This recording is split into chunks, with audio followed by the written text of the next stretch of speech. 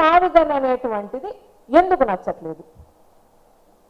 ఇప్పుడు మేము అడుగుతున్నాం మావిగన్ మీద ఇబ్బంది ఏంటంటే, మీరు రకరకాల జోకులు వేయడం కాదు, మావిగన్ అంటే ఏంటి ప్రాబ్లం, ఆ ప్రపోజల్ మీద ఏం ప్రాబ్లం?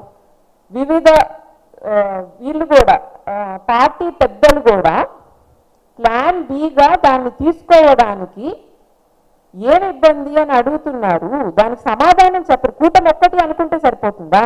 కూటమిది ఒక్కటే కాదు కదండి, ఆంధ్ర రాష్ట్ర ప్రజల ఆలోచనలు కూడా కౌంట్ అవుతాయి కదా. కాబట్టి కూటమి పార్టీ ఈరోజు ఆలోచించాల్సింది ఒకటే, మావిగన్ను ప్రజలు ఆదరిస్తున్నారు. మీరు రకరకాలైనటువంటి మాటలు చెప్పుకుంటున్నారు, రకరకాలైనటువంటి శాస్త్రాలు చేస్తున్నారు. ఒక పక్కేమో గ్రాంట్ ఇస్తారు తెచ్చుకోండి అంటున్నారు ఒక పార్టీ వాళ్ళు, ఒక పార్టీ వాళ్ళు ఏమో అప్పు తెస్తామంటున్నారు, ఒక పార్టీ ఏమో ఇంకా రకరకాల మాటలు మాట్లాడుతున్నారు. అవన్నీ కాదు.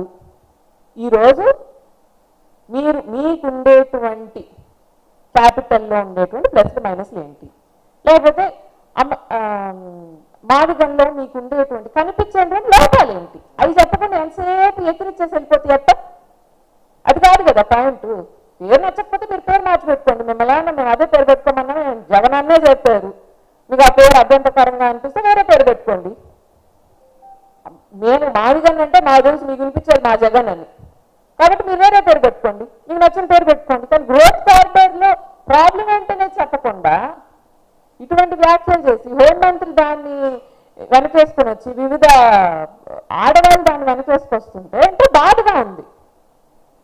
కాబట్టి మీరు ఈ రకమైనటువంటి రాజకీయాలు మానేయండి.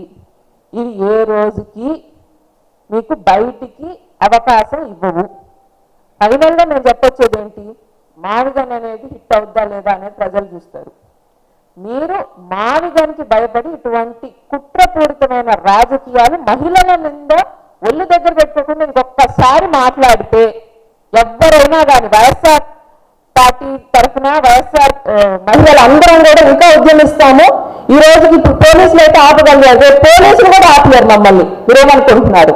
మేము ఈ శాంతి భద్రతకు మీరు గౌరవం ఇచ్చినా ఇవ్వకపోయినా మేము ఇవ్వాలని చెప్పి ఆగుతున్నాం. కాబట్టి ఇదే లాస్ట్ వార్నింగ్. ఆడవాళ్ళ జోలికి వస్తే ఇంకొకసారి మర్యాదగా ఉండదండి. మేము కూడా మీకు సమానంగా ఎదిగామంటే మీరు తట్టుకోలేరు మమ్మల్ని.